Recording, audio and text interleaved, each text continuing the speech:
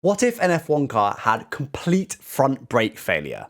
Well, today we're going to try and find out. But before we get into that, let's just talk about if this is physically possible. Is it possible for a real-life F1 car to actually have double front brake failure? Well, it turns out kind of yes. F1 cars have actually got completely separate hydraulic braking systems on the front and rear axle. So it is theoretically possible to completely lose front hydraulic brake pressure, which would completely stop the brakes working, but also maintain rear brake hydraulic pressure. But in reality, if that actually happens, your pedal will probably go quite long because it won't be as stiff because you haven't got as much pressure pushing back at you, and you'd probably end up reaching the sort of stop on the brake pedal and you wouldn't be able to apply full pressure to the rear brakes. But well, why are they separate in the first place? Well, there's a few reasons. First of all, for brake bias reasons, so you can set a percentage of force that goes to the front brakes versus the rear brakes. That's only really possible with separate systems. Also, obviously for some redundancy in this exact situation, if one of them fails, you don't completely lose all braking on the car.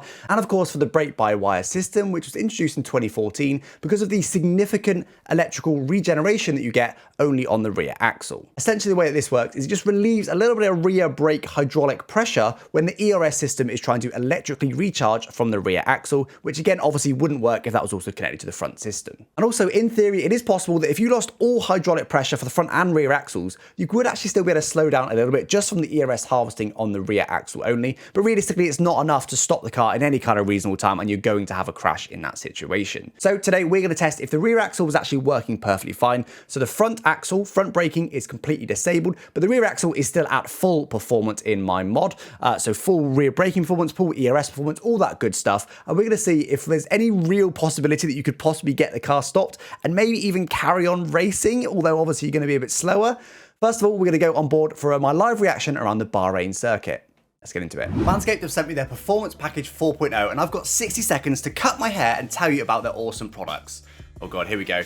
This is going to be interesting. It's going to make certainly a mess. Now, this is actually probably the easiest sponsor integration that I have ever done because I actually already use Manscaped products. I've got my 3.0 here, which I've been using for literally the last 3 years to cut my hair and my beard. So this should be, hopefully, quite an easy integration, and it should be super relevant, hopefully, for a lot of you guys.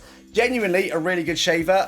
The LED is actually really great. As you can see, it really lights up my head there, particularly around my beard and stuff, which I'll do now. There you go. You can really see it lighting up my beard, which is really, really useful around the more detailed areas. Oh God. The cut performance as well is actually really, really good. I mean, look, it's tearing through my hair here. I've never struggled with it. How long we got? Oh God, we're so out of time. We're so out of time. That'll have to do. I also love this one's got a cordless charging dock with USB-C, which is great. Oh, I'm never going to do this in 60 seconds. That'll have to do. Go to manscaped.com now to get 20% off site-wide with free international shipping when you use the promo code GILLEN at checkout. I mean, if there's ever a promo, this is the one, surely. Alright, here we go then, on track for the first time with no front brakes at all. We've only got rear wheel braking. I'm going to try and brake for this first lap. Yeah, at the usual points, which is not going to go that great, but we just want to get an idea first of how much braking performance we're going to lose. And the second lap, we'll actually try and see if we can do a lap that we somewhat stay on the track, and then compare it to the existing best lap that I've got. All right, okay, let's do this. Yeah. I mean, yeah. Surprisingly, I didn't spin that easy, but you can see I am naturally bleeding off the brakes. It's just not natural for me to be full brakes just because this car isn't stopping. I still have to bleed off the brakes, otherwise I'm just going to spin. So I will say as well, this game, unlike real life, when you lock the wheels, you do get a bit better performance than you do in real life. So like there, as the wheels are locked, the car actually stops really well. In real life, when you go over the limit of the tyre, you have a lot less grip. So locking up like that, you actually probably end up in the wall realistically. So that's going to save us. But obviously, with the point of locking the brakes, we're already in trouble anyway. But also because of a thing called brake migration. So it's in the game and in real life. Basically, the less brakes they use, the more rearward the brake bias. The more rearward the brake bias is. Actually, the short brakes, like this one here, won't be that much different. It's a little bit different, but I actually kept it on track there. Normally braking the 100-meter board here for turn 1. Try at 150. Uh-oh. Yeah, no. No, not so much. Not so much. Fine, we go again. God, I mean, I'm going to have to brake before the braking zone's there. So I'm going to have to brake about 200 meters. That's a whole 100 meters earlier. So I reckon I'm going to try and brake about 200 meters. Something like that. Nice and early. There, I reckon. That's probably too early. Oh, no, it's not. No, it's not. Oh, no. Okay, we survived. It's going to be a struggle. We're just going to have to deal with it. Right, again, we want to break about where the curb is. Going to make it 150 for this one. Not quite as big a braking zone. Rear's just dancing around on me, but I managed to just about get it stopped. We're surviving for now. Let's keep going. Now, this one's a bit of a bigger one, so I'll brake a little bit early for it. I thought I braked early, but I didn't. Oh, we go again. Make it a little bit early there. Just be cautious. Don't need to brake too much earlier. This is what I got caught out on last time. Still got caught out by it. Stop, car. And this one's tricky because you do trail brake a bit more for this one. So braking. I thought I braked early. I thought I braked early. Okay, we got it stopped, just cranking on some steering lock to try and get the front axles to do something. And it eventually does. This one again, a huge trail brake all the way into here. I mean, it'll do, I suppose. DRS zone once again, so quite a quick corner here. But again, a relatively short braking zone should be okay. And it is, and it is. And also the higher speed corners help as well, of course, because the higher speed, the more downforce you got, the less likely you are to lock the rears. And again, similar for that one, because these are fourth gear corners, they're not too bad. You can keep quite heavy on the brakes. Made a bit later than I have been doing to there, but we got it stopped nicely. And there you go. It is possible to survive a lap with only rear brakes, with dead front brakes in an F1 car. But the lap time's not great. 32.5. That's almost 4 seconds slower than with front brakes. Not a massive surprise, but Bahrain is quite a big braking circuit.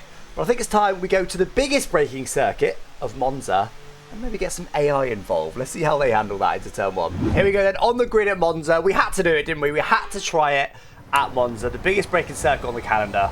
And we're surrounded by AI this time, who normally adapt quite well to mods, but realistically this time, I don't think they're going to.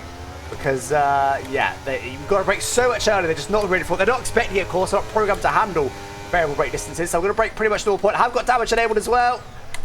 Oh, I'm trying to get it stopped. There goes the floor straight away out of being pushed. Why am I being pushed? Right, I mean, some people survived. It's absolute carnage. And we're actually into third. Just by, I mean, what is the absolute car park back there? Right, let's see how George Russell handles it then into the next turn. Floor damage. Just, yeah, that's what we need. Even less downforce. Braking almost at the 0 point.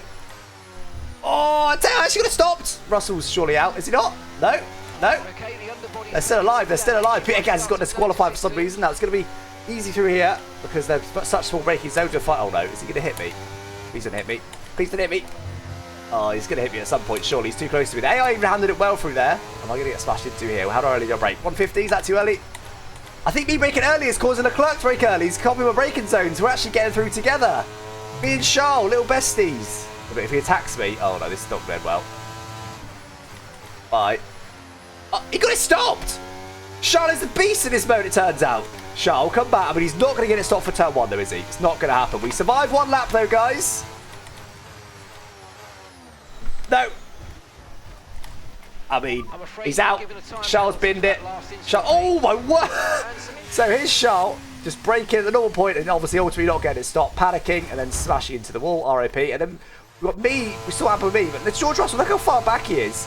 It breaks 100 meters, which is just way too late and very... Oh, it's like he's aiming for me. Now, here's interesting. They just keep piling in here, but not quite in the same place. Oh, he actually got it stopped before he hit the cars. I wonder if the yellow flags were affecting there. He maybe just slowed down a little bit before he got in there. Not too sure. Oh, hello, George. Oh, hold on, George. Hold on, George. Just been done there. We weren't even looking. Look at all the penalties as well. Oh, has he binned it?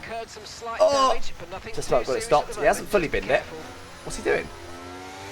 Why does he let me go? Yellow flags? He's got no wing, which is not exactly going to help him. We're going to see AI retire left, right, centre. Yeah. People in turn 1, is it? All just piling in, yeah. And just, yeah. Yeah, that's exactly what it is. How deep is George going to do here with no wing? So deep. So very deep. Oh, George. Dangerous rejoin. I stick right with him here and see what he does. See what he does. I'm going to break there. He's not. Still gets it stopped. Their trail braking is incredible into there. I don't think I could do that, but again, it's a sort of medium speed corner, so they're doing okay. There are 9 people left. I'm going to stay out for now. And let's just wait for them to come back out of the pits. Okay, oh, hold the phone. We've got, who's this? De Vries! De Vries out of nowhere takes the lead of the race. Absolutely huge, but ultimately won't get it stopped. Oh, wait, he's brake though. Ah! Because they're AI, they effectively have got ABS. They're able to avoid what I'm doing there and lock it up and spin. He's still going though. He got it going. Okay, let's chase him down then. Imagine if I actually get beaten by an AI in this race. That'd be absolutely wild. I'll tell you what, some of the lower performance cars, like the AlphaTauri, oh god, are probably performing a little bit better, weirdly, because, of course, they're not used to having as much downforce as someone like Perez has got. So they're braking a bit earlier naturally, expecting less grip when they get there. Oh my god, there's only 6 people left now. I might not catch the V's here. Which is ridiculous. An AI cannot beat me. Not with this. Come on, you see how bad they are. Let's see what he does in turn 1 though. No, he's still going. Oh, get it stopped. No. Oh, I so nearly got that one stopped. Oh, a little bit too late. So he runs in deep.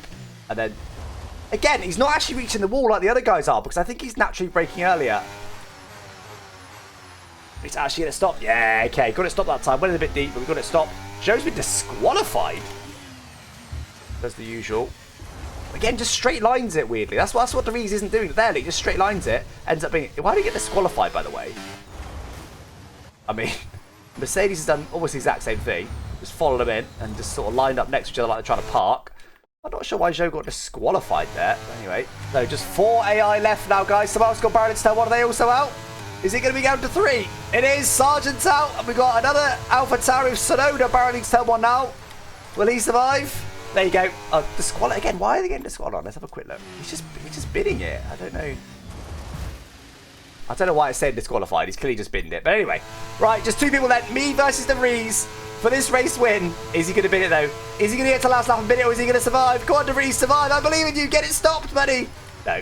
Oh, it's because of penalties, of course. It's because they're cutting the track. They just happen to crash. So, goes across here. Gets a penalty. I did bid it anyway. And we take the lead. Everybody else is DNF'd. Yes, yes. I mean, that's the beauty of being human. We can adapt. AI cannot adapt. Sorry if you're AI and you're watching this, but you can't adapt. You're rubbish. Lewis Hamilton dominates the Italian Grand Prix. Everyone else retires. The only driver that was able to adapt to having no front brakes at all. Yeah, I mean, I think everybody in the field having simultaneous front brake failure, probably quite unlikely, if we're honest. There we go then. It is actually possible to keep driving if you lose complete front braking, at least according to the F1 game. We did drop about 4 seconds a lap, which is obviously a pretty significant chunk of time, but it was still possible to get around the circuit. But of course, if this was real life, realistically, you're retiring the car. Not only is it incredibly unsafe to only have rear axle braking, particularly when you're racing with other cars, but also, you know, even just 4 seconds a lap, you're not going to, unless it's just 1 lap from the end, you're not going to last very long before you're at the back anyway. You may as well retire. Anyway, guys, that's it from me. Thank you so much for watching, and I'll catch you next time. Bye-bye.